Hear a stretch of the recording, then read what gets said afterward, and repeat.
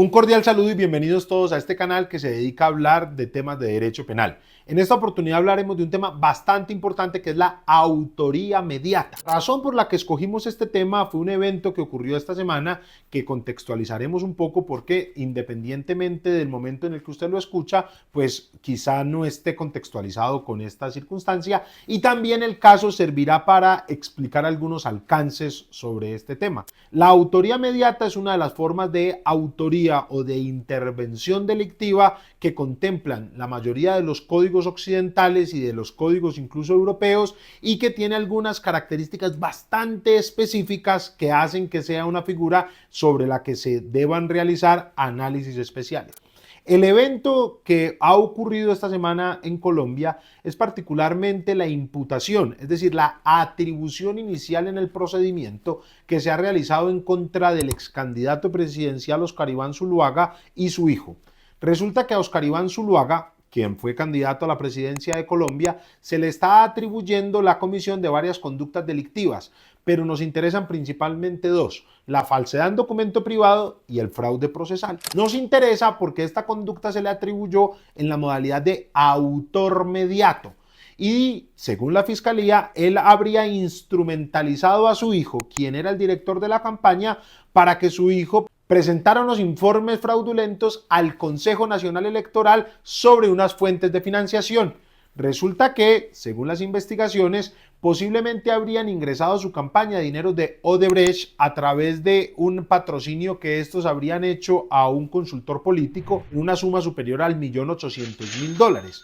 Pero esta suma de dinero habría sido ocultada, uno, porque se superarían los topes de la campaña y dos, porque en Colombia se encuentra prohibida la financiación de campañas con dineros extranjeros. Entonces, por estas dos causas se habría ocultado ese aporte de esta compañía Odebrecht.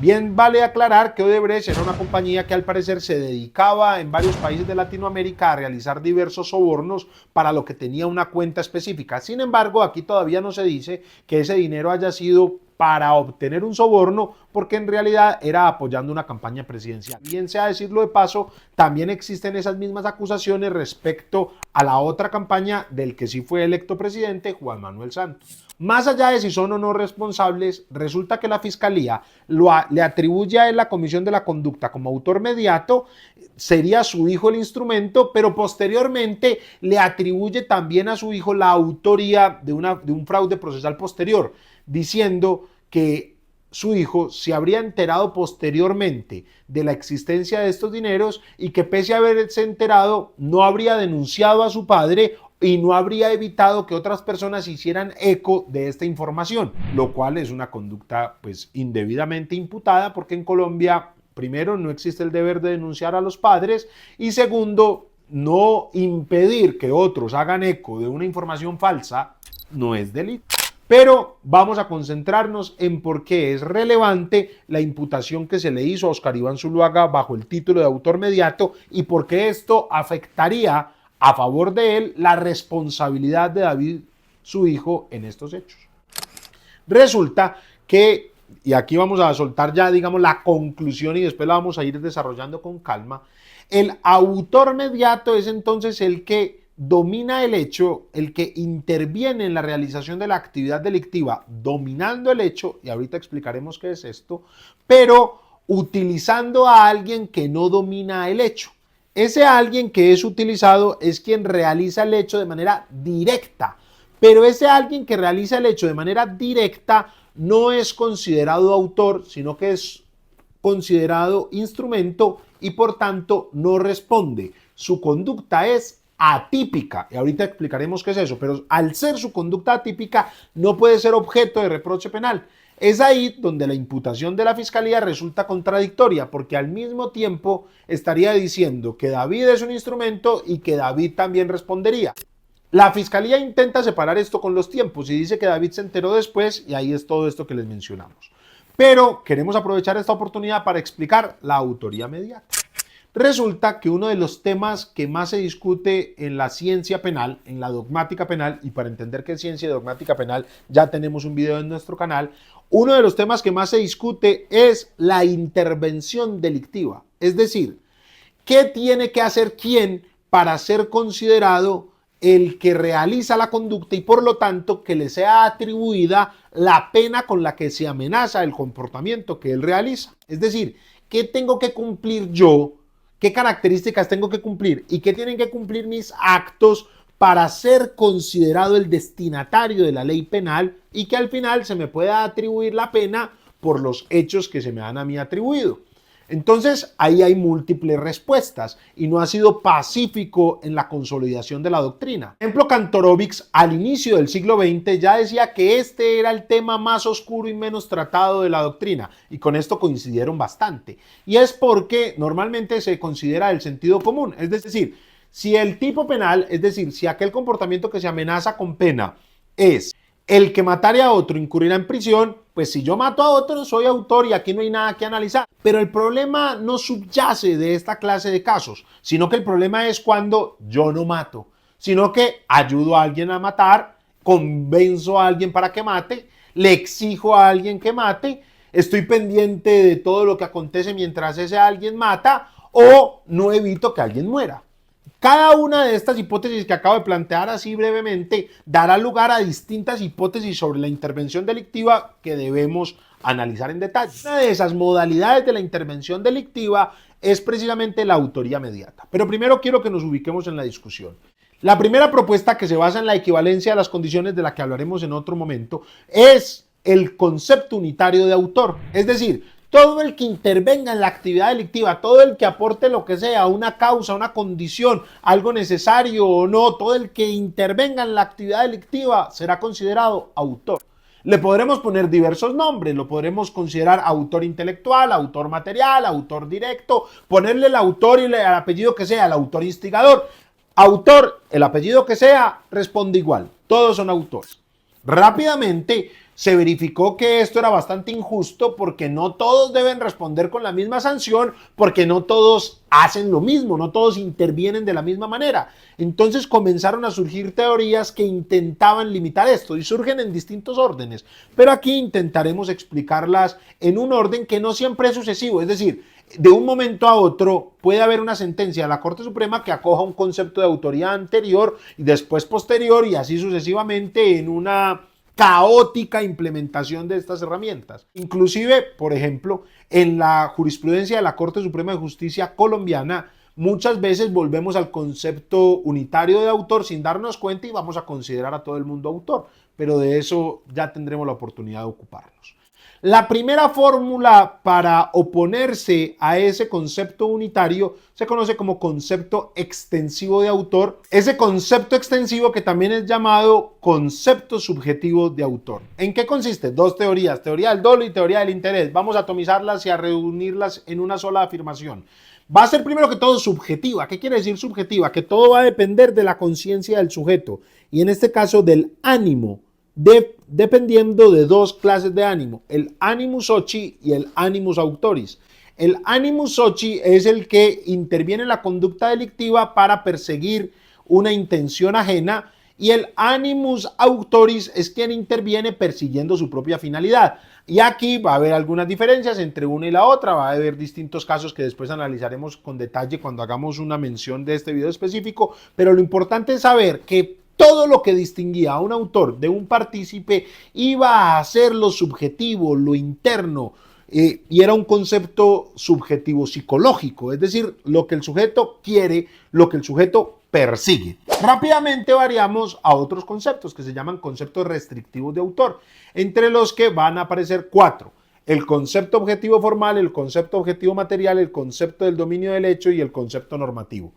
El concepto objetivo formal se va a remitir a lo que diga el tipo penal, es decir, el que realice lo que diga el tipo penal o alguno de sus elementos va a ser autor y el que intervenga sin realizar alguno de estos, pero que su aporte sea importante, va a ser considerado partícipe. La teoría objetivo material va a distinguir entre una causa y una condición. Eso va a ser un gran problema y va a poner el lenguaje penal a gran prueba y es: ¿cuál es la diferencia entre una causa y una condición? Esta teoría, por ejemplo, va a ser la que se utilice para diferenciar entre cómplices principales y cómplices accesorios o cómplice necesario, lo cual va a ser bastante contradictorio porque si el cómplice por norma general es accesorio, que es entonces un cómplice necesario. Feuerbach diría, el cómplice necesario es aquel que quita los obstáculos que impedían que se pudiera realizar la conducta. Y por eso es que él no interviene en la comisión de la conducta como un autor, pero sí tiene una misión de desobstaculizar la comisión de la conducta. Pero bueno, esa vaina no pegó, eso por aquí no pegó, ¿al son de qué? ¿Quién sabe por qué? El caso es que viajamos rápidamente a la teoría del dominio del hecho. La otra va a ser la normativa, que es una imputación de deberes. Es autor quien reúne las características del deber especial de la norma y es partícipe quien interviene sin reunirla. Se va a aplicar para los delitos de infracción al deber. De eso hablaremos en otra oportunidad sin ninguna duda, pero nos conviene detenernos en la tercera, que es la que está vigente en Colombia, es la que aplica y es en la que tiene su razón de ser el autor mediato. Nos estamos refiriendo dentro del concepto restrictivo de autor al concepto de dominio del hecho, que es breve. ¿Quién es autor? El que interviene en la comisión de la conducta dominando el hecho. Apague y vámonos. Pues no, hasta ahí no hemos dicho mucho, porque hay que ver qué es dominar el hecho, porque o si no nos quedamos en un concepto tan profundamente abstracto que bastará con que cualquier fiscal se imagine y diga, usted domina el hecho, entonces se lo aplicamos, chao, vámonos. No, hay unos criterios dogmáticos para poder atribuirle a alguien el dominio del hecho. Y existen tres formas de dominar el hecho: por dominio del acto, por dominio de la voluntad y por dominio funcional del hecho. Dominio del acto, para ese no hay que estudiar. El dominio del acto lo tiene quien realiza todos los elementos del tipo penal, objetiva y subjetivamente. El dominio del acto lo tiene aquel que puede interrumpir, frenar, suspender, continuar, terminar la comisión de la conducta delictiva. Yo tengo un arma, decido matar a alguien, voy y le disparo, yo tengo dominio del hecho por dominio del acto. Al que tiene dominio del hecho por dominio del acto, lo conocemos como autor directo. Y por eso nuestros códigos dicen, es autor quien realiza el acto por sí mismo, es autor quien realiza el delito por sí mismo, es autor quien realiza directamente el delito. El caso es autor porque domina el hecho, porque domina el acto. Y a ese lo llamamos, recuérdenlo, autor directo. El último que mencionamos, que mencionaré de segundito, pero porque nos interesa concentrarnos en el segundo y después nos enredamos y lo ponemos en un orden que no nos cuadra, es aquel que domina el hecho porque domina una función. Y a eso le llamamos dominio funcional del hecho. Y se domina funcionalmente el hecho cuando se satisfacen cuatro requisitos: la existencia de un acuerdo común, la existencia de división del trabajo, que mi aporte se considere importante o esencial y que mi aporte sea en la parte ejecutiva, es decir, sea en la etapa ejecutiva del delito. Cuando yo satisfago esos cuatro criterios, voy a ser considerado coautor porque tengo un dominio funcional. Entonces, si yo manejo la motocicleta, soy el que ideo el plan, consigo el arma y se la paso, y voy dirigiendo todas las acciones y llego hasta el lugar, freno y usted dispara y arranco y me voy, yo puedo ser considerado coautor. A pesar de que el tipo penal no dice el que manejare la moto desde la cual otro disparase, no. El tipo penal se llena de esa manera. El tipo penal normalmente dice el que matare a otro. Eso no lo dice el tipo penal, eso lo dice la ley penal especial. El tipo penal es lo que los juristas leemos. ¿Qué leemos los juristas? Pues que el que matare a otro con el dispositivo amplificador de la coautoría, es decir, con esa fórmula normativa que nos invita a expandir su sentido, el tipo ante el que nos encontramos no dice el que matare a otro. No, si eso dijera el tipo, ¿qué diría el conductor de la motocicleta? Mi conducta es atípica, me voy. ¿Por qué es atípica? Porque vea que ahí dice que el que matare, y yo no maté. Y nadie en sus cinco sentidos puede decir que él mató. Ninguno de ustedes puede decir que el conductor de la motocicleta mató. Él condujo a exceso de velocidad, se pasó semáforos, puso un plan, dijo dispárele, dispárele. Después de dispararle huyó. Nada de eso es matar. Nada de eso encaja en una norma penal expresa, en lo que llamamos una ley penal especial. ¿Por qué responde?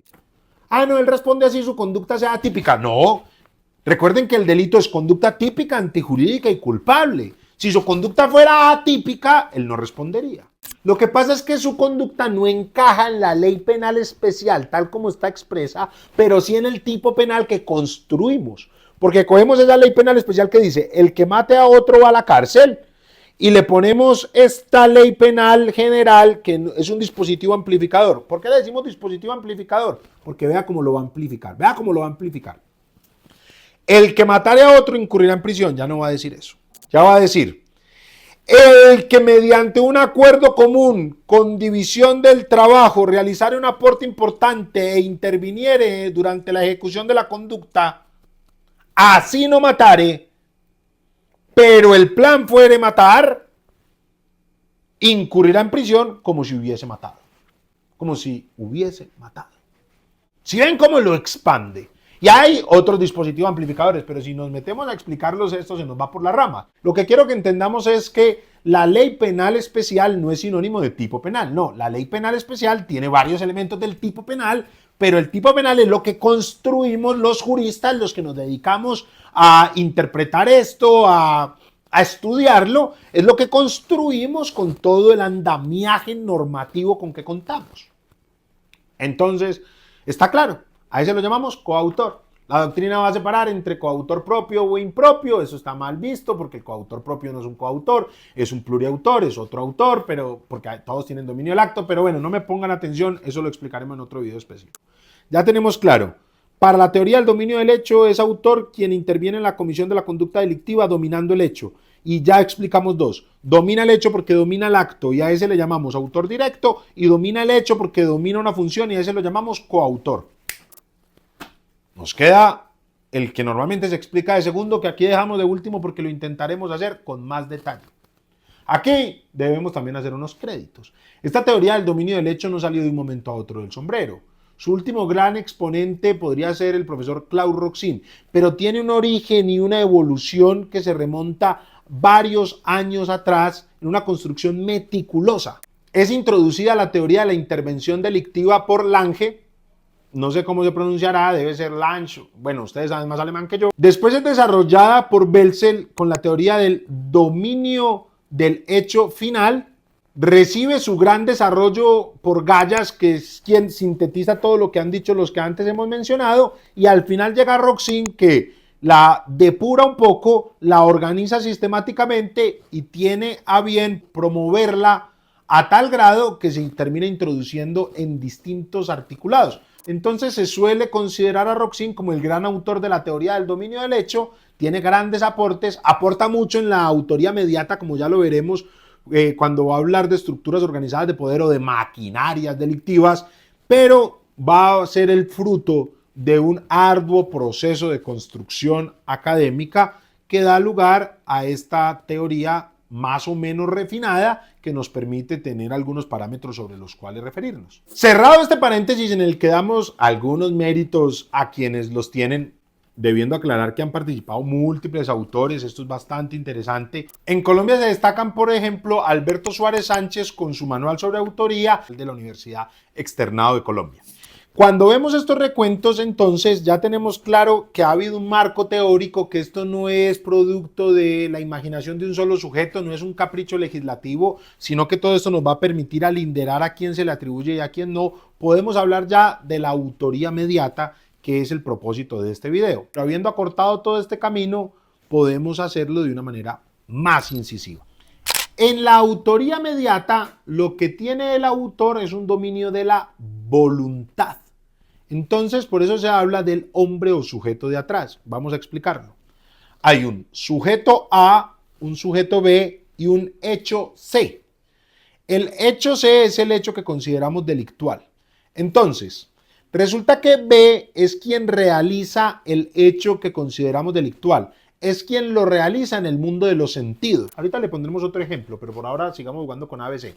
B es el que realiza el hecho en el mundo de los sentidos, en lo que nos gusta denominar tanto en el mundo ontológico, es decir, en el mundo que logramos percibir a través de los sentidos, también denominados datos de la realidad. En ese mundo, B realiza la conducta que se amenaza con pena. B mata, B hurta, B secuestra. Resulta que B realiza la conducta delictiva bajo uno de dos supuestos, o bajo una insuperable coacción, es decir, sin voluntad, o bajo un error, es decir, sin conciencia.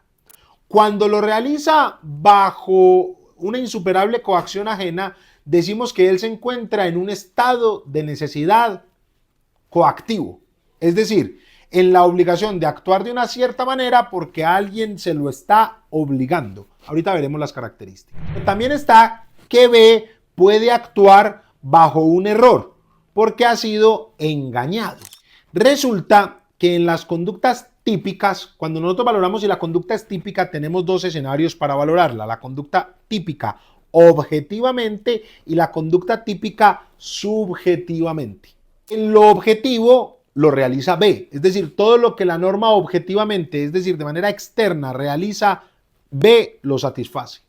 Pero B no domina el tipo subjetivo, porque B, una de dos, o no tiene voluntad porque se encuentra bajo un estado de necesidad coactivo, o no tiene conciencia por encontrarse en un error, es decir, por no saber lo que se encuentra cometiendo.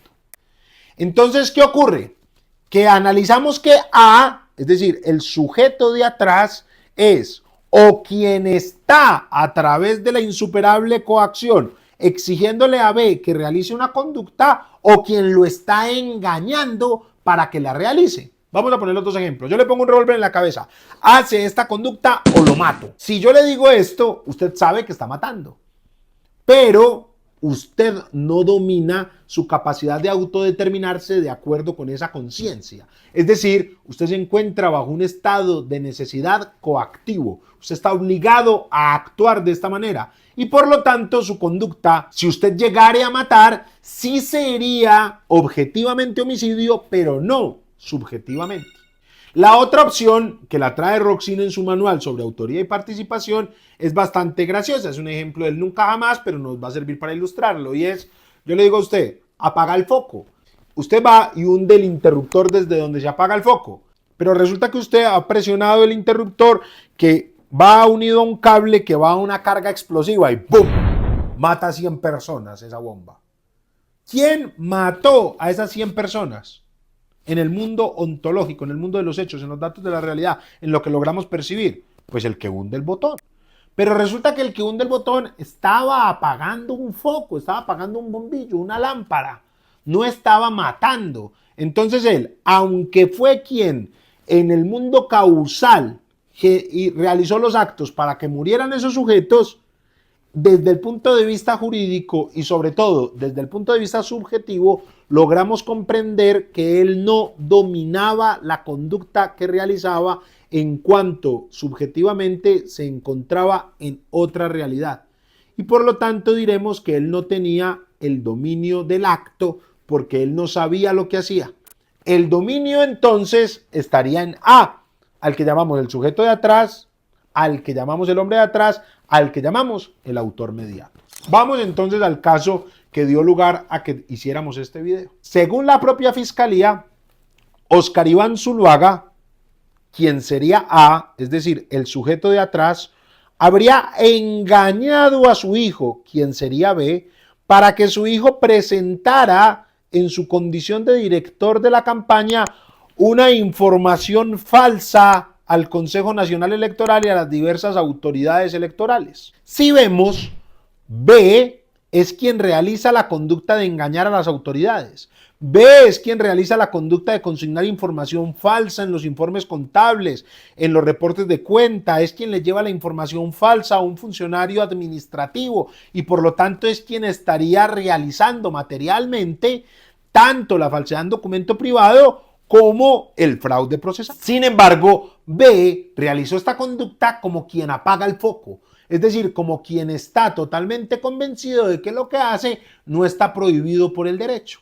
Si observamos esto, A, es decir, Oscar Iván Zuluaga, tendría, según la fiscalía, el dominio del hecho por dominio de la voluntad y por eso es autor mediato, mientras que su hijo, B, simplemente sería quien realiza en el mundo de los sentidos el hecho, pero sin dominar su propia voluntad que se encuentra siendo dominada a través de la inducción en error que le habría generado su padre. En otras palabras, A sería un autor mediato, B sería un instrumento y por lo tanto B no domina el hecho C.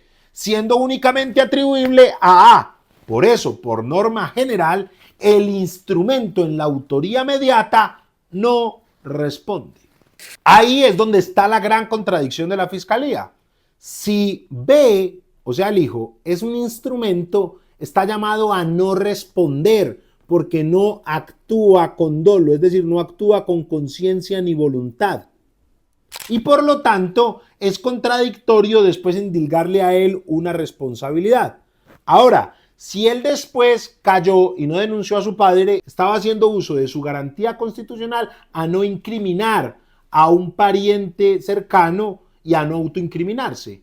Y si no les dijo a otros la verdad para que no siguieran propagando mentiras, eso tampoco es una conducta delictiva porque además sería una extensión de hacer uso de su derecho a no incriminar a sus parientes cercanos. Todo mal en esa imputación, hay una grave contradicción. Recordemos, el instrumento por norma general no responde. Ahora, más allá del caso específico, quiero que redondeemos las ideas sobre la autoría mediata, entrando en algunos detalles y en algunos puntos en los que sí podría entrar a responder. Entonces, tenemos la autoría mediata dividida en dos, pero me gustaría que acudiéramos a la definición que da Roxin en su manual sobre la autoría mediata, sobre la cual el maestro Roxin afirma que hay autoría mediata cuando un sujeto hace que se ejecute el hecho mediante otro, cuya voluntad, según parámetros jurídicos, no es libre, o que no se conoce el sentido objetivo de la acción de su comportamiento, o lo abarca en menor medida que el sujeto de detrás, o que es sustituible por su voluntad en el marco de una maquinaria de poder organizada. Entonces Roxin identifica varios casos que son bien interesantes. 1. Se domina la voluntad de otro a través de la fuerza y haciéndolo irresistible. Ahí también veremos algo sobre las órdenes, ya lo veremos. Pero también puede ocurrir que haya un error, pero ese error puede ser vencible o invencible. Tenemos un video en el que hablamos de alguno de los errores, pero el caso es, cuando el error es invencible, el instrumento no responde de nada, y cuando es vencible, responde por la modalidad culposa. Alguien se podrá preguntar, ¿y en ese caso de Oscar Iván que estabas mencionando? Pues ambos caminos conducen a Roma, porque la falsedad en documento privado y el fraude procesal no admiten la modalidad culposa. Entonces, considérese o no vencible o invencible el error en el que estaría el instrumento, este no respondería bajo ninguna de las dos hipótesis. Pero también Roxin va a meter dentro de esta autoría mediata, y creo que esto sí es uno de los aportes que más se le atribuyen a él, la aparición en las maquinarias de poder organizada, que también algunos denominan las estructuras organizadas de poder, que ya lo veremos. Entonces, la coacción puede haber dos específicamente. Una coacción en la cual yo hago que el sujeto no tenga margen de maniobrabilidad. Es decir, la del arma en la cabeza y usted tiene que hacer esto, hay una anulación y yo hago que el sujeto esté en un estado de necesidad coactivo. Pero hay un segundo caso que es cuando yo le doy una orden antijurídica. Es decir, yo le digo al sujeto que cometa un delito. En Alemania está muy claro que la orden antijurídica no debe ser obedecida, es decir, que cuando en el marco de una operación militar, por ejemplo, se le da una orden delictiva a alguien de inferior jerarquía, este está obligado a no cumplirla. En Colombia esto se encuentra con ciertos matices, porque en el caso que no se puede establecer la obediencia debida es con las graves vulneraciones de derechos humanos. Es decir, si un superior jerárquico le dio la orden al inferior de que realizara un falso positivo, por ejemplo, en ese falso positivo el sujeto que realiza la conducta no podría considerarse a sí mismo un instrumento y salir a decir que él no responde. No, él sería un autor directo y este sujeto que le dio la orden sería lo que conocemos como un determinador, lo que en otros países se conoce como un incitador. Entonces, en graves vulneraciones de los derechos humanos en Colombia, el instrumento sí respondería, porque en verdad no sería un instrumento, sino que sería un autor directo, porque estamos obligados a resistirnos a esas órdenes que resulten vulneradoras de los derechos humanos. Pero ¿qué ocurre cuando la orden es antijurídica en Colombia, pero no constitutiva de una grave vulneración de los derechos humanos, que podríamos hablar de un instrumento sin responsabilidad y de un autor mediato? En cada caso se debe analizar cuándo sí o cuándo no. Cada vez son más las restricciones que se dan en el mando militar y cada vez las personas que reciben las órdenes están más llamadas a oponerse a aquellas que tengan ciertas características de evidente antijuridicidad. Lo siguiente que aparece en Roxin es un caso en el que el instrumento sí responde, y es cuando el aporte del instrumento puede ser fácilmente reemplazable, y es cuando en las estructuras muy organizadas la orden viene desde arriba hacia abajo, y si este sujeto no está, es absolutamente fungible y cualquier otro la puede ejecutar. Entonces, la manera como se le ha atribuido al de más alta jerarquía la responsabilidad por el hecho realizado por el de inferior jerarquía es esta imputación en el marco de una maquinaria de poder organizada, debido a la sustituibilidad del sujeto que ejecuta la orden. Sin embargo, en este caso, tanto el sujeto que ejecuta la orden como quien la da desde el más alto rango serían ambos autores, el uno autor directo y el otro autor mediato. Esto merece algunas discusiones, debates, etcétera. Se ha ido estableciendo la teoría del mando operacional y considero respetuosamente que sobre eso debemos hacer un video aparte en el que además hablaremos de las graves infracciones al derecho internacional humanitario, también conocidas como crímenes de guerra, crímenes de lesa humanidad, genocidio, entre otros. Y por último, que es el caso Oscar Iván Zuluaga, es el dominio de la voluntad por inducción o mantenimiento en error, en el cual, como lo vimos, el error debe ser invencible, pero si es vencible, el instrumento tampoco respondería en caso de que el delito no admita la modalidad culposa como aquella en la cual nos encontramos. Entonces, cuando yo realizo la imputación o la atribución a un sujeto y en ella dejo claro que este sujeto es un autor mediato, después no puedo responsabilizar al instrumento salvo que sea en una estructura organizada de poder o que haya sido a través de un error que resulte vencible, que no es aplicable al caso de ni los fraudes procesales. Es más fácil decir en cuáles delitos sí es aplicable, es decir, cuando un error vencible hace que el instrumento responda, y es en los delitos de dominio del hecho que sean de modalidad imprudente, como el homicidio, las lesiones, y habrá que buscar cuál otro ahí se fija. Todo esto que estamos diciendo aplica para los delitos de dominio del hecho, no para los delitos de infracción al deber. Eso es muy importante tenerlo en cuenta y no perderlo de vista.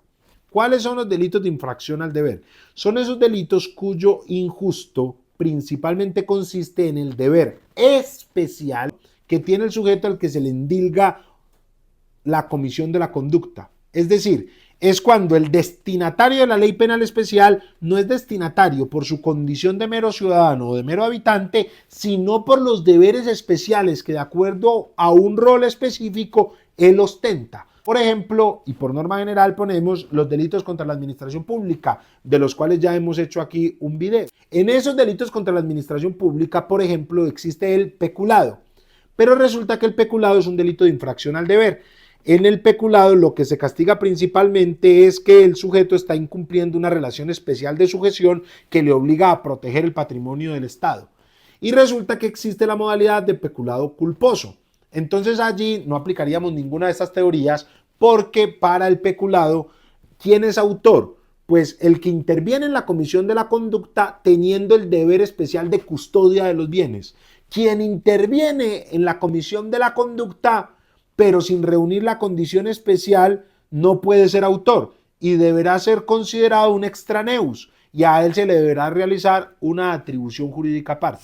Ahora, si usted se acerca a la jurisprudencia reciente de la Corte Suprema de Justicia, apague y vámonos porque va a considerar que puede haber un coautor interviniente. Es decir, que uno puede ser autor y al mismo tiempo no reunir la condición especial del tipo que es el que hace que se genere ese tipo. Es decir, que yo puedo responder como autor de peculado sin ser servidor público, lo cual es una contradicción lógica, porque yo no puedo ser y no ser al mismo tiempo. Por eso decía al comienzo que no nos extrañe que poco a poco vamos volviendo al concepto unitario de autor, y es que aquí a todo el mundo le ponemos autor porque la pena es mayor, porque el agravio es mayor y porque lo que hay que explicar es menos. Pero no se trata de buscar el camino fácil, el camino sencillo, sino el respeto por las garantías y sobre todo darle vigencia a este sofisticado aparato de la teoría del delito que nos ha costado muchos años construir. Y no solo el tiempo de unos profesores muy dedicados en sus escritorios, no, porque ese sistema es además la concreción de todos los principios limitadores del poder punitivo, o sea que es también consecuencia directa de las revoluciones, es también consecuencia directa de toda la sangre que ha corrido por los campos de las reivindicaciones sociales, es también recordar, como lo diría Rudolf Fourier, en la lucha constante en la consecución del derecho, es también recordar todo lo que hubo que sacrificar para que en algún momento llegáramos a la Constitución de 1991, es también recordar todo lo que tuvimos que sacrificar para que existiera la Carta de las Naciones Unidas, la Declaración Universal de los Derechos Humanos, el Pacto de Derechos Civiles y Políticos, las convenciones regionales, los tribunales internacionales, pero también todo lo que ha construido nuestra Corte Suprema de Justicia y nuestra Corte Constitucional en un sofisticado régimen jurídico que nos permite concretar en mayor y mejor medida los cánones constitucionales e internacionales que deben regir cada una de nuestras decisiones. No se trata de que es más preciso denominarlo autor mediato, no, se trata de que hemos llegado a la conclusión de que un sujeto cuando actúa sin conciencia o sin voluntad no puede responder, y a eso le llamamos principio de culpabilidad, y lo contrario a eso es castigar a las personas por el destino, y lo contrario a eso es castigar a las personas sin importar lo que sabían que hacían, y esa costosa garantía llamada la culpabilidad tiene su aplicación en la teoría de la intervención delictiva bajo los presupuestos en los cuales el instrumento no está llamado a responder. Es decir, el correcto análisis dogmático de un caso como el de Óscar Iván Zuluaga y su hijo no es otra cosa que la demostración de que se encuentran vigentes las sagradas garantías sobre las cuales se erige nuestro Estado y tiene sentido nuestra disciplina.